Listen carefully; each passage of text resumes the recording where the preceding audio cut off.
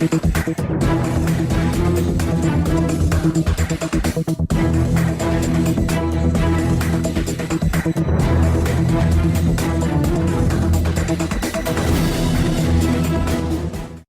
à toutes et à tous, chers téléspectateurs de Béni TV de Blessing Channel. Que Dieu vous bénisse et que sa grâce et sa paix soient abondamment dans vos cœurs. Je tiens à vous rappeler que le dimanche passé, un événement assez triste s'est produit en Côte d'Ivoire, précisément à Bassam. Et Béni TV veut souhaiter cette triste condoléance à toutes les personnes qui ont perdu un être cher.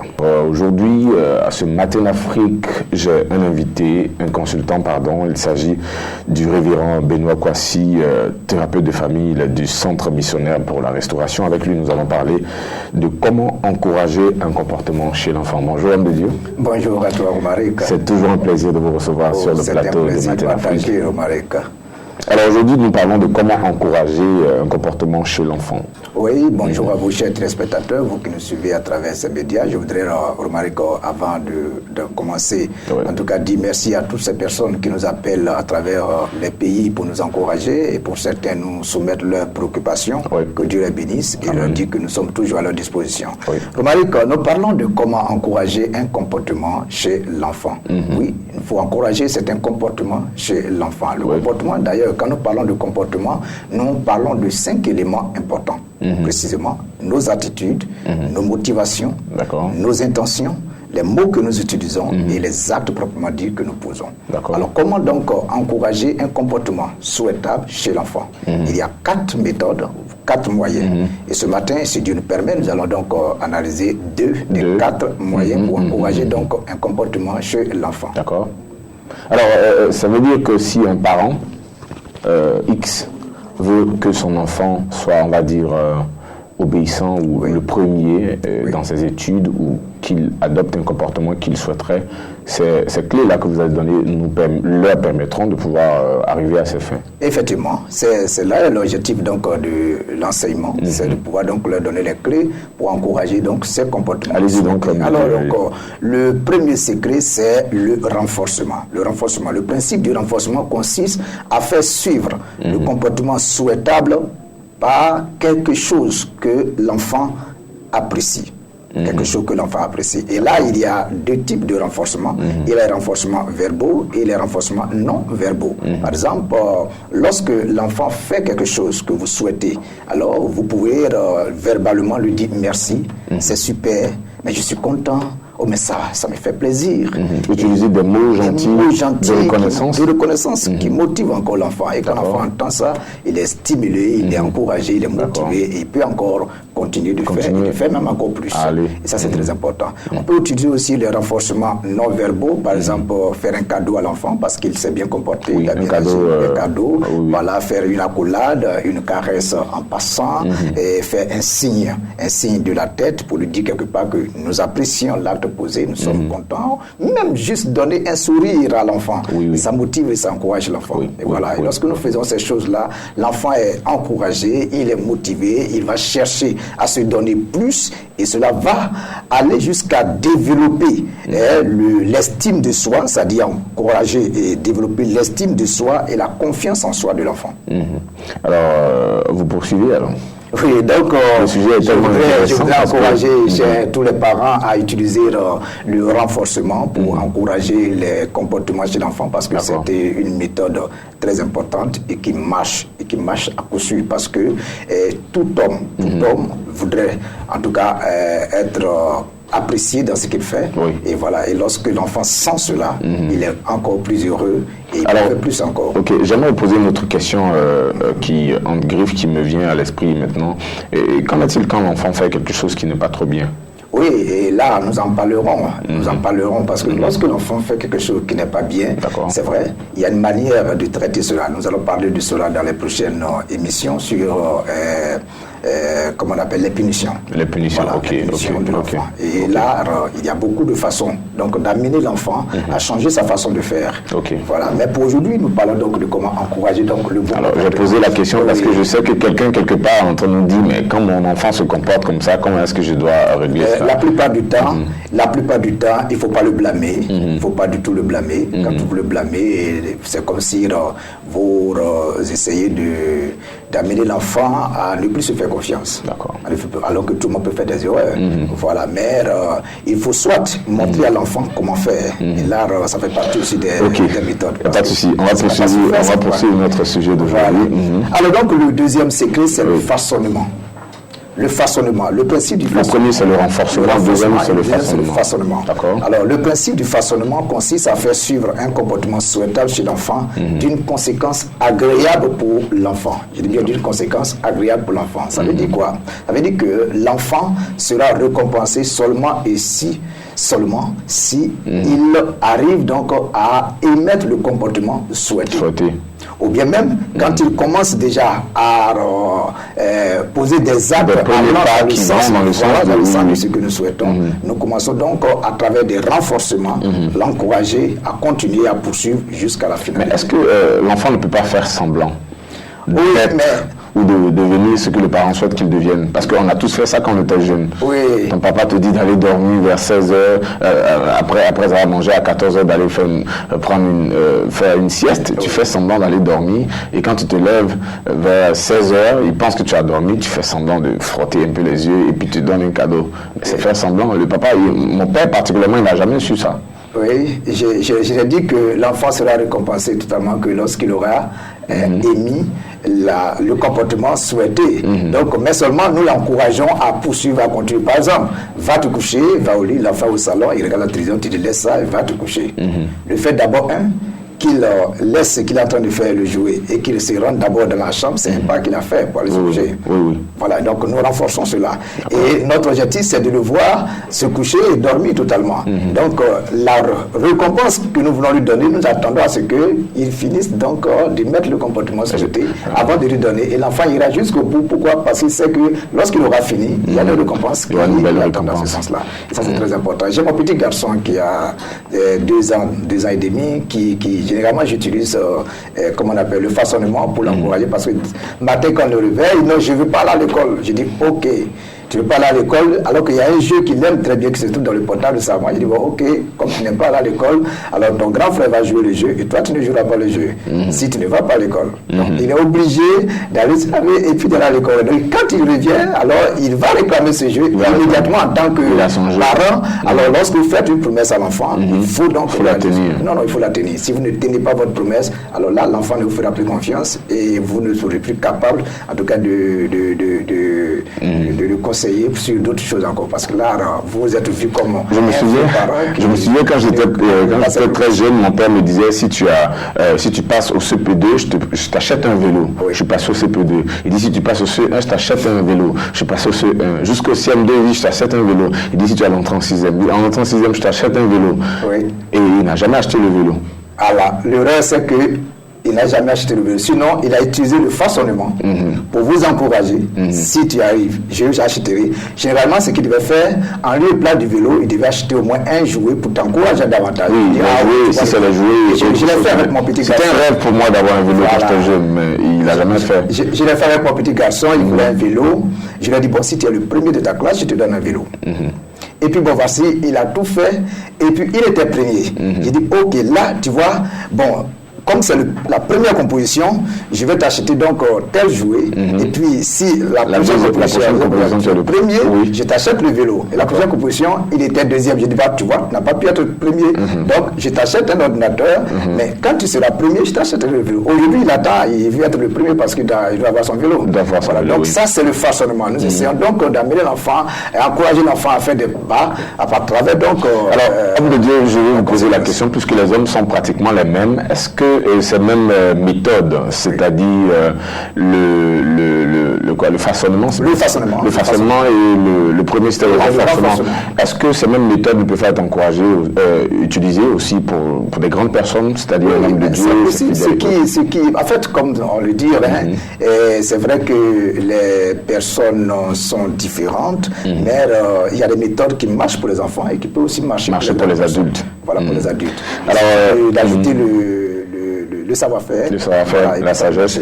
Voilà. Alors, merci, homme de Dieu. Vous allez terminer avec votre conclusion et puis vous laissez vos différents contacts. Je voudrais encourager tous les parents. C'est pas facile d'éduquer les enfants, mais nous pouvons y arriver si nous apprenons donc les bonnes manières. Il y a des personnes qui ont été formées, qui ont appris donc les méthodes, les moyens, et il faut donc aller vers ces personnes, les consulter, aller donc auprès d'eux, suivre des informations, prendre des informations capitales pour pouvoir donc éduquer nos enfants, parce que la responsabilité des parents, c'est d'amener les enfants à grandir, à devenir des hommes ou des femmes. J'insiste toujours là-dessus, parce que ce n'est pas seulement de faire des enfants, il faut pouvoir les amener à devenir des hommes ou des femmes. Oui, c'est important, et ça passe par l'éducation.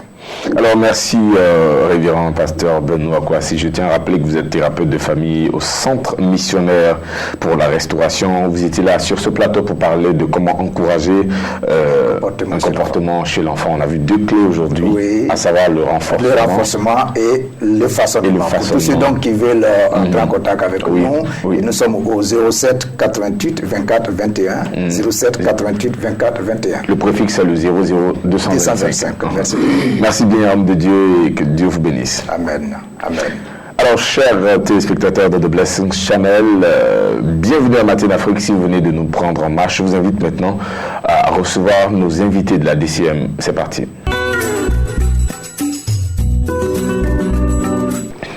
Les invités de la DCM, ça démarre maintenant et j'ai beaucoup de plaisir à recevoir le révérend Mathias Kouassi Lydia. Avec lui, nous parlons de son fameux livre à succès VIH-Sida. Invention des mafieux de laboratoire aux maladies naturelles. Bonjour, homme de Dieu. Bonjour, cher frère. C'est toujours un plaisir de vous recevoir sur le plateau de Matin au Midi d'Afrique. Il est partagé ce plaisir. Alors aujourd'hui, nous parlons de votre fameux livre, VIH-Sida, Invention des mafieux de laboratoire aux maladies naturelles. Oui, je veux m'adresser typiquement à toute l'Afrique et au monde entier. Vous savez, nous ne sommes plus dans un monde de rêve où il faut acheter un livre à Doras pour donner à quelqu'un. D'accord. Nous sommes dans un monde de réalité où l'enfant déjà à 8 ans, à 10 ans, il sait ce qu'on appelle les difficultés. Et aujourd'hui, nous sommes dans un monde où il y a deux types de personnes. Il y a ceux qui sont ignorants et puis il y a celles qui vendent l'illusion pour s'enrichir. Alors c'est dans ce monde-là qu'une maladie va faire surface qu'on appelle VIH-Sida. On ne sait d'où elle vient, où est-ce qu'elle est quittée, n'est-ce pas? Et on nous dit que cette maladie est incurable. Je viens depuis 10 ans, je suis en train de montrer au monde entier qu'aucune maladie souterraine n'est incurable. Le VIH-Sida est une maladie comme toute autre. Et d'ailleurs, elle ne tue pas, c'est une maladie opportuniste, mais cette maladie a une origine.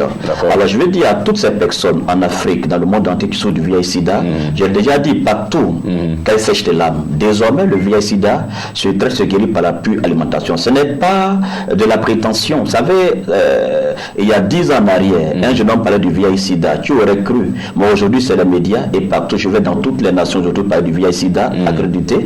Voyez, et en tant qu'écrivain, je suis maintenant reconnu par mon État. C'est déjà une bénédiction. Alors, le VIH-Sida, c'est quoi? Pour la vendeuse du marché, ce n'est pas syndrome d'immunodéficience acquise. Mais voici un virus qui sort du nulle part, qui est en train de détruire, qui endeuille l'église, qui endeuille les mosquées, qui endeuille tout le monde entier. Et personne, n'est-ce pas, ne peut quoi tenir. Même le pasteur, même le plus grand des pasteurs, tremble devant quoi ce fléau-là. Alors l'église fait sa part, certaines religions font leur part, mais en réalité, ce mal n'est qu'une invention d'homme. Alors tout ce qui est invention d'homme se traite et se guérit. Et d'ailleurs, chers frères, pourquoi je dirais amen à quelqu'un qui me dit que tu es une maladie incurable, tandis que moi je suis chrétien. Si je suis chrétien, que Dieu existe, c'est qu'aucune maladie n'est incurable. Je vais plus loin. Vous savez, on reconnaît l'origine des maladies par les flots qui ont surgi au temps de Moïse. Voyez, on a vu les moustiques, on a vu les crapauds, mais nulle part on a vu le VIH-Sida parmi les 10 plaies qui sont envoyées sur les. Donc automatiquement, nous ouvrons le segment en moustique et nous fermons cela pour dire aux gens qu'aucune maladie sur terre n'est incurable. Mais le problème, c'est que si vous qui êtes africain comme moi, vous dites aujourd'hui que... dans 30 secondes. Ah oui, si tout à l'heure, vous me dites que vous avez une usine de fabrication de voitures, moi qui suis ivoirien, moi je ne vais pas prendre vous parce que vous avez la peau noire. Voici le problème de l'Afrique. L'Afrique regorge des potentialités. Le VIH-Sida se traite, c'est guéri par la pure alimentation. Je l'ai démontré et tout le monde, j'interpelle tous ceux qui ont le VIH-Sida, toutes les sociétés, tous les médecins, n'est-ce pas, nous allons donner dans la main pour pouvoir vraiment en travailler dans ce sens-là. Alors, le livre est disponible aux différents numéros de téléphone que vous allez donner. Oui, il faut nous appeler au 00225 au 58 45 70 53. Je reprends. Le 05 31 58 45 70 53 et le 05 31 82 93. Et je donne mon mail evkwasi@yahoo.fr. Et je tiens à dire aux gens, le VIH-Sida se guéri. Vous pouvez m'interpeller, m'inviter chez vous à la maison, dans votre pays, et il n'y a pas d'anonymat. Vous m'appelez. Nous ferons l'effort de vous suivre. Merci, révérend Mathias Kwasi, d'être la réponse de Dieu aux différentes préoccupations des hommes. Je tiens à rappeler que vous êtes passé sur ce plateau pour parler de votre livre VIH-Sida, et bien sûr que cette maladie n'est pas incurable, qu'elle se soigne bien sûr par vous. Pour appeler l'homme de Dieu, n'hésitez pas à nous appeler, le contacter au 00225 58 45 70 33 ou 00225 05 31 82 93 ou à l'adresse électronique qui s'affiche juste au bas de votre écran. Le révérend Kouman Emmanuel, maintenant, avec lui, nous parlons des œuvres des pasteurs Sam et Sylviane Manté. Bonjour. Bonjour, Romaric. C'est toujours un plaisir de vous recevoir sur le plateau de Matin Afrique. Vous êtes là pour parler des œuvres des pasteurs Sam et Sylviane. Oui, c'est exact. Je suis là pour parler des œuvres de pasteur Sam et de pasteur Sylviane. Vous savez que tout ce que nous faisons aujourd'hui, l'ignorance est l'élément le plus violent de la société parce que les gens ne savent pas et ils se disent que ça n'est pas faisable, ça n'est pas possible. Mais avec Dieu, tout est possible et tout peut se faire. Raison pour laquelle, quand Dieu a instruit sa servante de donner ce message, as-tu reçu le Saint-Esprit? Vous savez, avant que Dieu, le Seigneur lui-même ne parte, Jésus ne parte, il a dit, j'enverrai mon esprit sur vous. Alors cet esprit qui nous a envoyé, qui est le Saint-Esprit, nous aide d'être connectés avec Dieu et de pouvoir parler, parce que nous ne ferons pas une œuvre de la chair, mais nous ferons une œuvre d'esprit. Donc du moment que vous ne œuvrez pas dans l'esprit, alors vous êtes déphasé. Alors quel genre d'esprit vous voulez utiliser? De quoi est-ce que le pasteur Sylvain parle dans ce DVD? Alors dans ce DVD, a reçu le Saint-Esprit. D'accord. Donc si vous avez reçu le Saint-Esprit, alors elle suppose ici dans l'ancien temps, nous avons notre esprit. Et cet esprit qui n'ignore pas le nom de Dieu, c'est dit esprit diabolique, esprit coléreux, esprit, en tout cas, tout ce que vous en savez. Mais ici, le Seigneur nous a dit, je ne vous laisserai pas orphelin. Je ferai venir mon esprit sur vous, et cet esprit va vous aider pour témoigner de moi, parler de moi, et qui va me permettre de connaître la vie, ce qui se passe dans la vie de l'autre. Vous comprenez un peu? Donc voilà ce qu'elle a prêché ici. Donc le Saint-Esprit est primordial dans l'œuvre du Seigneur. Si vous n'avez pas le Saint-Esprit, comme Paul allait dans une contrée à trouver des gens qui ont dit, ah vraiment, qu'est-ce que c'est le Saint-Esprit? Nous, on n'a jamais entendu parler du Saint-Esprit. C'était dans Actes chapitre 19, voilà. Je crois. Vous comprenez? Donc aujourd'hui, là, si les gens vont à l'église qui n'ont pas le Saint-Esprit, alors il y a un problème. Ils ne pourront pas comprendre la parole de Dieu. Le deuxième message, c'est comment rendre la puissance de Dieu, du Dieu digne. Comment rendre la puissance du Dieu digne. Oui, ça veut dire comment on peut rendre la puissance de Dieu disponible et digne. En tout cas, c'est la même chose. Ça veut dire quoi? Ici, pasteur Sam a prêché ce message parce que nous recevons une puissance. Alors, ce ne serait pas un esprit de timidité, mais c'est un esprit de force et de puissance. Vous savez, pour aller arracher un enfant dans la main de l'ennemi, dans le camp de l'ennemi, ce n'est pas une chose aisée. Mais il faut avoir l'esprit de Dieu pour pouvoir le faire. Quand vous allez, comme Paul se promenait à Athènes et qui disait, il voit tellement de Dieu, il dit, mais le Dieu inconnu, il dit, je suis venu vous parler de Dieu inconnu. Vous comprenez? Alors il a défait tous ces dieux-là. Alors les gens sont sortis pour venir voir. Aujourd'hui, si vous voulez vraiment avoir comment est-ce que la puissance de notre travail, allez-y à la tempête de prière. Alors, vous allez rencontrer comment est-ce que Dieu se manifeste. Alors, parler aussi de paroles de foi, c'est un livret, un dévotionnel dans lequel il y a des divers thèmes, à savoir comment remporter la victoire, la guérison divine, la famille, le foyer, les enfants, le mariage, l'intervention divine, la délivrance, le déblocage, les hôtels, les sorts, mari et femme de nuit, la prospérité, la sorcellerie, etc. En un mot, sur Manuel, il est riche il vous oriente comment vous appuyer sur les versets pour prier et avoir la victoire. Tout est disponible aux différents numéros que vous allez donner maintenant. Oui, c'est à l'église évangélique de la bénédiction, c'est le 04 42 15 55. Vous nous appelez ou bien vous vous rendez à Djamé, à l'église évangélique de la bénédiction, la librairie, vous allez trouver tous ces manuels-là et vous serez délivrés. Merci, Révérend Koumans. Je tiens à rappeler que vous êtes venu sur ce plateau pour parler des œuvres des pasteurs Sam et Sylviane Manté. Vous contactez au 00225 04 42 15 55 00225 04 42 15 55. Dieu vous bénisse. Merci. J'ai été ravi de vous présenter ce Matin Afrique. J'espère que vous avez pris bonne note. J'aimerais terminer juste pour vous dire ceci. La Bible dit dans le livre de Proverbes chapitre 10 à partir du verset 4, celui qui agit d'une main lâche s'appauvrit, mais la main des diligents enrichit. Proverbes 10 verset 4, celui qui agit d'une main lâche s'appauvrit, mais la main des diligents enrichit. Salomon a dit que celui qui relâche dans son travail est frère de celui qui détruit. Ça veut dire que quand on vous donne un travail, Dieu s'attend à ce que non seulement vous l'acheviez en beauté, mais que vous puissiez continuer à travailler, à améliorer vos talents, à augmenter vos capacités.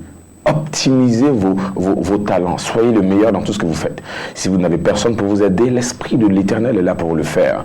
Et je suis sûr que le Seigneur l'a dit, vous serez toujours la tête, c'est sûr qu'il vous aidera à le faire. Merci d'avoir suivi ce Matin Afrique et merci de rester toujours fidèle sur Béni TV de Blessing Channel. Portez-vous bien, à bientôt.